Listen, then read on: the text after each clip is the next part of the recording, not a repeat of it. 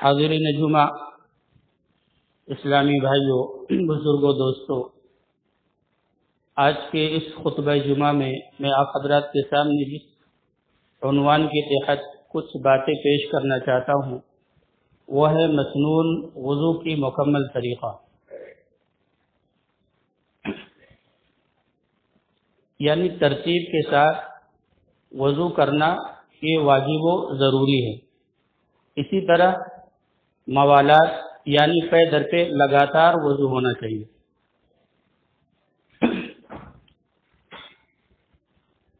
اللہ کے رسول صلی اللہ علیہ وسلم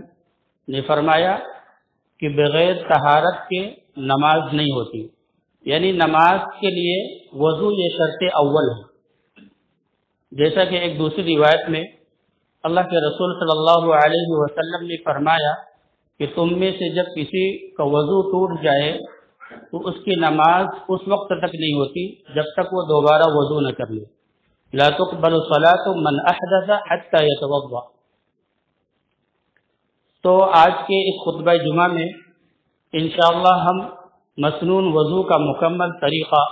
یعنی وضو کا نبوی طریقہ سنیں گے۔ وضو کرنے والے شخص کو سب سے پہلے چاہیے کہ وہ وضو کی نیت کرے، اور یہ نیت دل کے ارادے کا نام ہے۔ تمام اعمال صالحہ کی طرح وضو میں بھی نیت واجب و ضروری ہے، کیونکہ وضو بھی یہ ایک نیک عمل ہے۔ اور اسی طرح زبانی الفاظ کے ساتھ نیت کرنا یہ بدعت ہے، جیسا کہ بہت ہی مشہور روایت عبداللہ بن خطاب رضی اللہ عنہما کی ہے۔ وہ فرماتے ہیں کہ اللہ کے رسول صلی اللہ علیہ وسلم نے فرمایا انما الاعمال بالنیات، کہ سارے عملوں کا دار و مدار نیتوں پر ہے۔ زبانی الفاظ کے ساتھ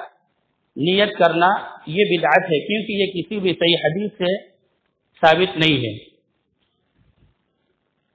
علامہ ابن تیمیہ رحمۃ اللہ علیہ فرماتے ہیں کہ زبان کے ساتھ نیت کرنا یہ بدعت ہے۔ نیت کی جگہ علماء کی اتفاق کے ساتھ دل ہے۔ کسی بڑے عالم دین نے اپنی کتاب میں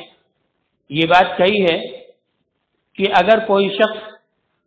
سیدنا نوح علیہ السلام کی عمر کے بقدر یعنی تقریباً 950 سال تک اگر وہ اللہ کے رسول صلی اللہ علیہ وسلم اور صحابہ کرام رضوان اللہ علیہم اجمعین میں سے کسی سے بھی اگر زبانی الفاظ کے ساتھ نیت اگر تلاش کرنا چاہے تو اسے جھوٹ کے کوئی کامیابی نہیں مل سکتی۔ ہمارے وہ بھائی جو نیت اپنی زبانی الفاظ کے ساتھ ادا کرتے ہیں، ان کے اکابر علماء بھی اس بات کو اعتراف کرتے ہیں کہ یہ بدعت ہے۔ جیسا کہ ابن عابدین رحمۃ اللہ علیہ علماء احناف کے بہت بڑے عالم دین ہیں، وہ کہتے ہیں کہ زبان کے ساتھ نیت کرنا یہ بدعت ہے۔ اسی طرح ملا علی قاری رحمۃ اللہ علیہ بہت مشہور عالم دین، وہ کہتے ہیں کہ الفاظ کے ساتھ نیت کرنا یہ جائز نہیں، کیونکہ یہ بدعت ہے۔ اسی طرح ابن حمام رحمۃ اللہ علیہ وہ کہتے ہیں کہ اللہ کے رسول صلی اللہ علیہ وسلم اور صحابہ کرام رضوان اللہ علیہم اجمعین میں سے کسی سے بھی زبان کے ساتھ نیت کرنا یہ ثابت نہیں ہے۔ اسی طرح دور حاضر کے عالم دین انور شاہ کشمیری رحمۃ اللہ علیہ، جن کی وفات تقریباً 100 سال پہلے ہوئی 28 مئی 1934 کے اندر، وہ کہتے ہیں کہ نیت صرف یہ دل کا معاملہ ہے، یعنی دل کے ارادے کا نام یہ نیت ہے۔ اس کے علاوہ اس کے بدعت ہونے کی یہ بھی ثبوت ہے کہ اگر اللہ کے رسول صلی اللہ علیہ وسلم نے زبان سے نیت سکھائی ہوتی تو وہ عربی زبان میں ہوتی، لیکن آج ہم اردو زبان میں نیت ادا کرتے ہیں۔ اسی طرح ہمارے وہ بھائی جو نماز کے لیے زبانی الفاظ کے ساتھ نیت کرتے ہیں، وہ اس دور کے علماء سو کے گڑے ہوئے الفاظ ہیں۔ افسوس صد افسوس کہ آج ہمارے لیے یہی چیزیں شریعت بن کے رہ گئی اور اصلی اسلام سے ہم کو دور ہیں۔ جیسا کہ سیدنا ابو ہریرہ رضی اللہ تعالی عنہ کی حدیث ہے، وہ فرماتے ہیں کہ اللہ کے رسول صلی اللہ علیہ وسلم نے فرمایا یکون فی آخر الزمان دجالون کذابون یأتونکم من الاحادیث بما لم تسمعوا انتم ولا آباؤکم فإیاکم وإیاہم لا یضلونکم ولا یفتنونکم، کہ عن قریب تم میں ایک ایسا زمانہ آنے والا ہے جس میں دجال اور نہایت جھوٹ بولنے والے لوگ ہوں گے، اور وہ اپنی طرف سے ایسی ایسی باتیں گڑھیں گے جو تم نے کبھی سنا ہوگا اور نہ تمہارے آبا و اجداد نے کبھی سنا ہوگا، لہذا تم ایسے لوگوں سے بچتے رہنا، کہیں ایسا نہ ہو کہ وہ لوگ تمہیں گمراہ کر دیں اور فتنے اور گمراہ کے راستے میں چھوڑ دیں۔ لہذا نیت یہ دل کے ارادے کا نام ہے، دل سے ہم ارادہ کریں انشاءاللہ نیت قبول ہو جائے گی۔ زبانی الفاظ کے ساتھ نیت کرنا یہ بدعت ہے۔ اس کے بعد جب ہم وضو کریں تو سب سے پہلے ہم بسم اللہ پڑھیں، یعنی بسم اللہ کر کے ہم وضو شروع کریں، کیونکہ اللہ کے رسول صلی اللہ علیہ وسلم کی حدیث ہے من لا وضوء لمن لم یذکر اسم اللہ، کہ جس نے وضو کے شروع میں بسم اللہ نہیں پڑھی اس کا وضو نہیں ہے۔ اور یہ حدیث تقریباً 9 صحابہ کرام سے مروی ہے۔ تو اب سوال یہ ہوتا ہے کہ اگر کوئی شخص وضو کے شروع میں بسم اللہ نہیں پڑھتا تو اس کا کیا حکم ہے؟ تو یقیناً اس پہ کوئی حرج نہیں ہے، لیکن جب اسے یاد آئے تو فوراً بسم اللہ پڑھ لینا چاہیے، کیونکہ اس امت سے بھول چوک کے گناہ معاف کر دیے گئے، جیسے کہ راوی حدیث حضرت ثوبان رضی اللہ عنہ سے مروی روایت میں ذکر ہے کہ رفع عن امتی الخطاء والنسیان وما استکرہوا علیہ، کہ میری امت سے خطا، بھول اور وہ چیز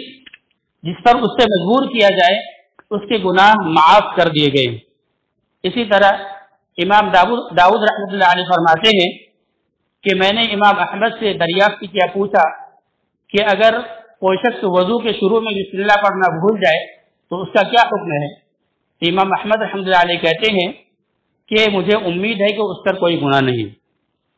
اور اسی طرح یہ بات بھی یاد رکھے کہ وضو کے شروع میں صرف ہم بسم اللہ پڑھیں،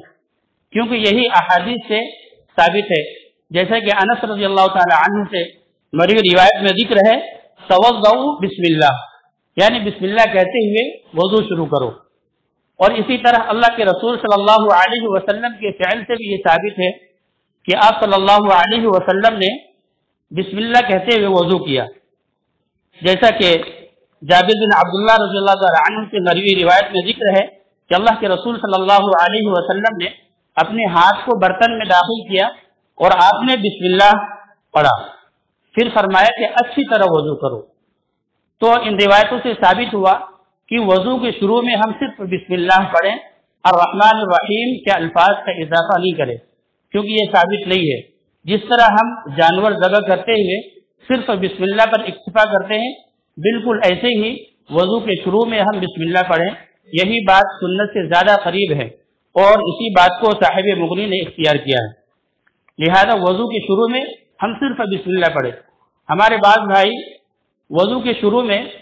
جو بہت ہی آسان لفظ بسم اللہ ہے، صرف یہ بسم اللہ نہ پڑھتے ہوئے طرح طرح کی دعائیں پڑھتے ہیں، کوئی لا الہ الا اللہ محمد رسول اللہ پڑھتا ہے، کوئی اشہد ان لا الہ الا اللہ پڑھتا ہے، یہ بالکل درست نہیں ہے۔ اسی طرح ہر عضو کو دھوتے ہوئے بھی دعا پڑھتے ہیں، یہ بھی بدعت ہے، یہ کسی صحیح حدیث سے روایت نہیں ہے۔ یہ وضو کے شروع میں صرف بسم اللہ پڑھے، پھر اس کے بیچ میں کوئی دعا نہیں ہے۔ اسی طریقے سے سب سے پہلے ہم وضو کی نیت کریں، پھر اس کے بعد بسم اللہ کہتے ہوئے وضو شروع کریں، پھر اس کے بعد اپنے دونوں ہاتھوں کو پہنچوں تک یعنی کلائیوں تک 3 مرتبہ دھوئیں۔ یاد رکھیں کہ 3 مرتبہ اعضاء وضو کو دھونا یہ افضل، مستحب، بہتر ہے، اور 1 مرتبہ دھونا کم از کم یہ واجب و ضروری ہے۔ تو سب سے پہلے اپنے دونوں ہاتھوں کو کلائیوں تک پہنچو تک 3 مرتبہ دھوئیں، جیسا کہ سیدنا حمران مولا عثمان رضی اللہ تعالی عنہ سے مروی ہے، فرماتے ہیں کہ دعا بماء فافرغ على كفيه 3 مرات، کہ اللہ کے رسول صلی اللہ علیہ وسلم نے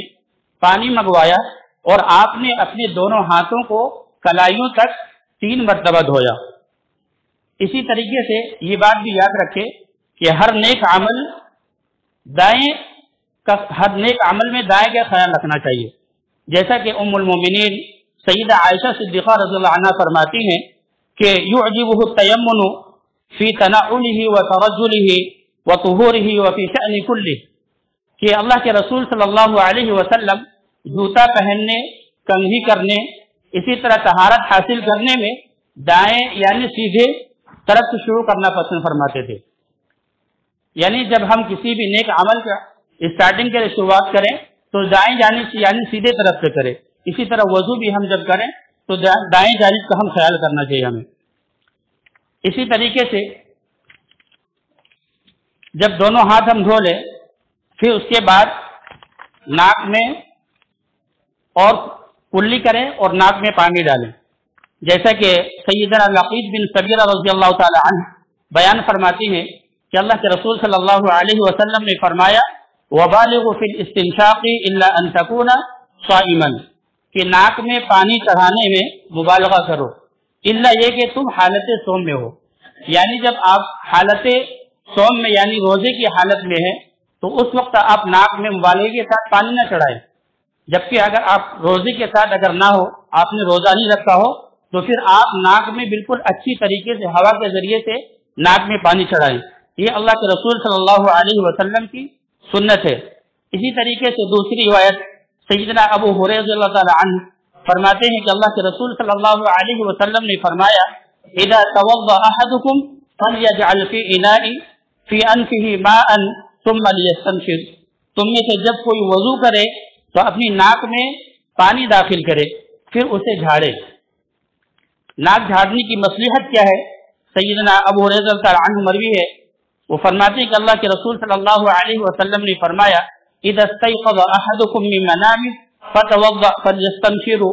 3 فإن الشيطان يبيت على خيشومه، کہ جب تم میں سے کوئی نیند سے بیدار ہو تو اسے چاہیے کہ وہ وضو کرے اور اپنے ناک کو 3 بار بائیں ہاتھ سے جھاڑے، کیونکہ شیطان رات میں انسان کے ناک کے باسے میں رات گزارتا ہے، لہذا کلی کرنے میں ہمیں مبالغہ کرنا چاہیے جب ہم روزے کی حالت میں نہ ہو، اور اگر روزے کی حالت میں ہو تو ہمیں ناک میں پانی چڑھانے میں مبالغہ نہیں کرنا چاہیے۔ اسی طریقے سے کلی کرنے اور ناک میں پانی چڑھانے کے بعد ہم مکمل چہرے کو 3 مرتبہ دھوئیں۔ مکمل چہرہ یعنی پیشانی سے لے کے یہ تھوڑی تک اور دائیں کان کی لو سے لے کے بائیں کان کی لو تک، یہ مکمل چہرہ ہے، تو مکمل چہرہ دھونا یہ واجب و ضروری ہے، جیسا کہ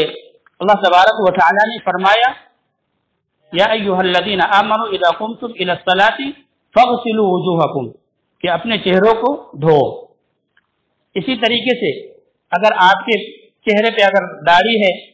تو آپ اس کا خلال کریں، جیسا کہ سیدنا عثمان بن عفان رضی اللہ تعالی عنہ سے روایت ہے، فرماتے ہیں کہ کان یخلل لحیتہ، کہ اللہ کے رسول صلی اللہ علیہ وسلم نے 1 چلو پانی لیا اور اپنے ٹھوڑی کے اندر داخل کیا اور اس سے آپ نے داڑھی کا خلال کیا، اور آپ صلی اللہ علیہ وسلم نے فرمایا ھذا امرنی ربی، اللہ کے رسول صلی اللہ علیہ وسلم نے فرمایا کہ اللہ تبارک و تعالی نے مجھے ایسے ہی حکم دیا ہے، لہذا چہرے کے ساتھ ساتھ ہم اپنی داڑھی کا بھی خلال کریں، یہ بھی لازم و ضروری ہے۔ اسی طریقے سے اپنے دونوں ہاتھوں کو کہنی تک 3 مرتبہ دھوئیں، کہنی تک یعنی یہاں تک آپ اپنے ہاتھوں کو 3 مرتبہ دھوئیں، اور اس سلسلے میں ایک دلیل ہے، جیسے کہ سیدنا عمران مولا عثمان رضی اللہ تعالی عنہ سے مروی ہے، فرماتی ہیں وغسل یدیہ الی المرافق 3 مرات، کہ اللہ کے رسول صلی اللہ علیہ وسلم نے اپنے دونوں ہاتھوں کو کہنیوں تک 3 مرتبہ دھویا۔ ہمارے بعض بھائی ہاتھ کے دھونے میں سستی و کاہلی کرتے ہیں، یا پھر اس کے کپڑے ٹائٹ ہونے کی وجہ سے وہ آستین کو کہنیوں کے اوپر نہیں کر پاتے، یا پھر سستی و کاہلی کی وجہ سے اپنے ہاتھ کی ٹہنیوں تک نہیں دھوتے بلکہ تھوڑا باقی رہ جاتا ہے، یہ بالکل صحیح نہیں ہے۔ یہ واجب و ضروری ہے کہ آپ اپنے ہاتھوں کو ٹہنیوں تک دھوئیں۔ وضو کا کوئی بھی حصہ آپ کا بال کے برابر بھی خشک نہیں رہنا چاہیے۔ اگر آپ کا وضو کا اعضا اگر خشک رہ جاتا ہے، سوکھا رہ جاتا ہے، تو اس سے وضو نہیں ہوتا، اور جب وضو نہیں ہوگا تو پھر آپ کی نماز اور دیگر عبادتیں بھی قبول نہیں ہوں گی۔ اسی طرح سے انگلیوں کا بھی خلال کرنا چاہیے، جیسا کہ سیدنا لقیط بن بصیرہ رضی اللہ عنہ سے مروی ہے، فرماتے ہیں کہ اذا توضأت فخلل الاصابع، کہ جب تم وضو کرو تو ہاتھوں کی انگلیوں کے درمیان خلال کرو۔ اس میں ہاتھ اور پاؤں دونوں انگلیاں شمار ہیں کہ جب بھی آپ وضو کریں تو ہاتھ کے انگلیوں اور اسی طرح پیر کو انگلیوں کو خلال کر لینا چاہیے، یہ بھی لازم و ضروری ہے۔ اور پاؤں کی انگلیاں آپ یہ الٹے ہاتھ کی یہ چھوٹی والی انگلی سے پیر کی انگلیاں آپ اس سے خلال کر سکتے ہیں، یہ اللہ کے رسول صلی اللہ علیہ وسلم سے ثابت ہے، اور یہ واجب و ضروری ہے تاکہ آپ کا کوئی بھی حصہ خشک نہ رہ سکے۔ اسی طریقے سے جب آپ اپنے دونوں ہاتھوں کو کہنیوں تک دھو لیں، پھر اس کے بعد اپنے سر اور کانوں کا مسح کریں۔ اللہ تبارک و تعالی نے فرمایا سورۃ المائدہ آیت نمبر 6 کے اندر کہ وَامْسَحُوا بِرُؤُوسِكُمْ، کہ اپنے سر کا مسح کرو۔ سر کے مسح کے وجوب ہونے میں کسی بھی علماء کے اختلاف نہیں ہے۔ اختلاف اس بات پر ہے کہ آیا مکمل سر کا مسح کرنا واجب ہے یا پھر سر کے صرف کچھ حصے کا مسح کر لینا ہی کافی ہے۔ جو لوگ یہ کہتے ہیں کہ مکمل سر کا مسح کرنا واجب و ضروری ہے، ان کی دلائل چند ہیں، جیسا کہ سب سے پہلی دلیل قرآن کریم کی آیت کریمہ جو میں نے ابھی تلاوت کی کہ وَامْسَحُوا بِرُؤُوسِكُمْ، کہ اس میں جو لفظ آیا ہے وہ راس، اور راس یہ پورے سر کو کہتے ہیں، تو یہ پہلی دلیل ہے۔ اسی طریقے سے دوسری دلیل سیدنا عبداللہ بن زید رضی اللہ تعالی عنہ سے مروی فرماتے ہیں کہ اللہ کے رسول صلی اللہ علیہ وسلم نے اپنے سر کا مسح اس طرح کیا کہ فَأَقْبَلَ بِيَدَيْهِ وَأَدْبَرَ، کہ اپنے دونوں ہاتھوں کو آگے سر کے آگے حصے سے پیچھے کی طرف لے گئے، اور پھر آپ پیچھے سے اسی جگہ پر لا کر آپ نے چھوڑا، یہ سر کا مسح ہے۔ اسی طریقے سے سر کے مسح کے تعلق سے ایک روایت اور بھی ہے جن کے الفاظ یہ ہیں کہ بدأ بمقدم رأسه حتى ذهب بهما إلى قفاه ثم رجع إلى مكان الذي بدأ منه، کہ اللہ کے رسول صلی اللہ علیہ وسلم نے ہاتھوں کو سر کے اگلے حصے سے یعنی پیشانی سے پیچھے گدی کی طرف لے گئے، گدی تک لے گئے آپ، پھر آپ اپنے ہاتھوں کو بالوں کا مسح کرتے ہوئے، سر کے بالوں کا مسح کرتے ہوئے پھر آپ پیشانی تک لے آئے، اور آپ نے اس طرح ایک مرتبہ کیا۔ یہ تو ان لوگوں کی دلیل ہوئی جو یہ کہتے ہیں کہ پورے سر کا مسح کرنا واجب و ضروری ہے۔ اب جو ائمہ یہ کہتے ہیں کہ صرف سر کے بعد حصے کا مسح کرنا ہی درست ہے اور یہ کافی ہے، ان کی دلیل یہ ہے کہ انہ توضأ ومسح بناصیۃ، کہ اللہ کے رسول صلی اللہ علیہ وسلم نے وضو کیا اور اپنی پیشانی کے بالوں کا مسح کیا، لیکن یہ حدیث دلیل کے طور پر پیش کرنا یہ صحیح نہیں، کیونکہ اس کے مکمل الفاظ کچھ اس طرح ہیں کہ مسح بناصیۃ وعلی العمامۃ، کہ اللہ کے رسول صلی اللہ علیہ وسلم نے اپنی پیشانی کے بالوں کا مسح کیا اور آپ نے اپنی پگڑی پر بھی مسح کیا، یعنی جس وقت آپ صلی اللہ علیہ وسلم نے اپنے سر کا مسح کیا، پیشانی کے بالوں کا مسح کیا، اس وقت آپ صلی اللہ علیہ وسلم نے اپنی پگڑی پر بھی مسح کیا، اور یہ پگڑی گویا کہ مکمل سر کے حکم میں ہے، لہذا یہ حدیث دلیل کے طور پر پیش کرنا کہ صرف پیشانی کے بالوں کا کچھ حصہ مسح کر لینا ہی کافی ہے، یہ درست نہیں ہے، لہذا معلوم ہوا کہ مکمل سر کا مسح کرنا یہ واجب و ضروری ہے۔ اب یہ سوال ہے کہ کیا سر کے مسح کے لیے نیار پانی لینا ضروری ہے؟ تو اس تعلق سے دو طرح کی حدیثیں ہیں،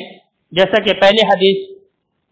سیدنا زید بن عاصم المازنی رضی اللہ تعالی عنہ سے مروی ہے کہ اللہ کے رسول صلی اللہ علیہ وسلم نے ارشاد فرمایا مسح برأسه بماء غیر فضل یدیہ، کہ اللہ کے رسول صلی اللہ علیہ وسلم نے اپنے ہاتھوں کے بچے ہوئے پانی کے علاوہ نیا پانی لیا، پھر آپ نے اس سے مسح کیا۔ اسی طریقے سے دوسری دلیل सैयदना रबी बिन मुआविद बिन अफरा रज़ी अल्लाह तआला अन्हु से मरवी फरमाते हैं कि मसह बिरअसिही मिन फज़ली माइन कान फी यदिही, कि रसूलुल्लाह सल्लल्लाहु अलैहि वसल्लम ने अपने सर का मसह उसी जायद पानी से किया जो आपके हाथों में बचा हुआ था। यानी सर का मसह के दो तरीके हैं, या तो आप जो आपने हाथ धोया उसका जो बचा हुआ पानी है उससे आप सर का मसह करें, या फिर आप अलग से नया पानी लेकर अपने सर का मसह करें। लेकिन ज्यादा अफजल ये है कि आप अलग से नया पानी लेकर अपने सर का मसह करें। इसी तरीके से जब सर का मसह हो गया तो फिर उसके बाद हम कानों का भी मसह करें, और ये वाजिब व जरूरी है। जैसा कि सैयदना अबू उमामा रज़ियल्लाहु अन्हु, अब्दुल्लाह बिन उमर, अब्दुल्लाह बिन अब्बास, सैयदा आयशा सिद्दीक़ा रज़ियल्लाहु अन्हा, अबू मूसा अनस बिन मालिक, समुरा बिन जुंदुब और अब्दुल्लाह बिन ज़ैद रज़ियल्लाहु अन्हुम से मरवी हदीस में है कि अल उदुनानी मिन अर्रस, कि दोनों कान ये सर में से है। जब कान ये सर का हिस्सा है तो जिस तरह हमने सर का मसह किया उसी तरीके से कानों का मसह भी लाजिम व जरूरी है। और इसी बात का ख्याल करते हुए अल्लाह के रसूल सल्लल्लाहु अलैहि वसल्लम ने अपनी पूरी जिंदगी सर के मसह के साथ साथ आपने कानों का भी मसह किया। जैसा कि अल्लाह के रसूल सल्लल्लाहु अलैहि वसल्लम की हदीस है, फमसह बिरअसिही व उदुनैहि, कि अल्लाह के रसूल सल्लल्लाहु अलैहि वसल्लम ने अपने सर और दोनों कानों का मसह किया। तो सर और कान दोनों का मसह करना वाजिब जरूरी है। इसी तरीके से कानों का मसह का तरीका क्या है?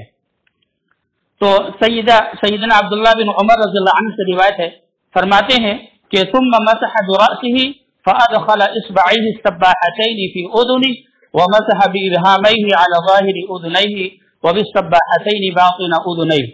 कि अल्लाह के रसूल सल्लल्लाहु अलैहि वसल्लम ने अपने सर का मसह किया और अपने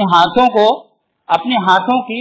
दोनों शहादत की उंगलियों को, यानी शहादत की उंगलियों को अपने कान के अंदर दाखिल किया। फिर उसके बाद अंगूठे से, यानी ये मोटे वाली उंगली से अपने कान के ऊपर वाले हिस्से का अपना मसह किया, यानी नीचे से ऊपर तक, फिर ऊपर से नीचे तक। तो कान के मसह का तरीका ये है कि आप अपने दोनों हाथों की जो शहादत की उंगली है कान के सुराख में डालें, और फिर ये जो मोटी वाली उंगली है इबहाम जिसको कहते हैं, उसे आप अपने कान की पीठ में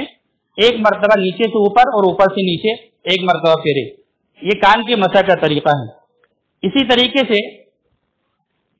क्या सर का मसह सिर्फ एक मरतबा है या उससे भी जायद? तो इस ताल्लुक से भी दो मुख्तलिफ हदीसें हैं। पहली हदीस सैयदना अली व अम्र बिन यहया रज़ियल्लाहु अन्हु से मरवी है, फरमाते हैं कि मसह बिरअसिही मर्रतन, यानी अल्लाह के रसूल सल्लल्लाहु अलैहि वसल्लम ने अपने सर का मसह सिर्फ एक मरतबा किया। और इसी तरीके से दूसरी रिवायत है सैयदना अब्दुल्लाह बिन ज़ैद रज़ियल्लाहु तआला अन्हु से, फरमाते हैं कि फअक़बल बिहिमा व अदबरा मर्रतन वाहिदतन, यानी अल्लाह के रसूल सल्लल्लाहु अलैहि वसल्लम ने अपने सर का मसह सिर्फ एक मरतबा किया। और दूसरी दलील है सैयदना उस्मान बिन अफ़्फ़ान रज़ियल्लाहु तआला अन्हु से मरवी हुए, फरमाते हैं कि अन्ना नबी सल्लल्लाहु अलैहि वसल्लम मसह रअसहु सलासन,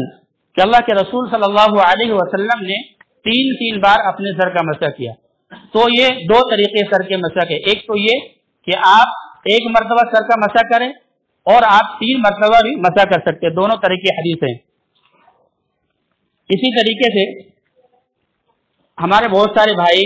सर और कानों के मसह के साथ साथ अपने गर्दन का भी मसह करते हैं। हालांकि ये बात किसी भी सही हदीस से साबित नहीं है, ये चीज़ बिदअत है, और इस ताल्लुक से बहुत सारी रिवायतें हैं जो कि ज़ईफ़, और कुछ हदीसें वो ज़ईफ़ मौजू भी हैं। वक्त नहीं है कि वो तफसील से बयान किया जाए,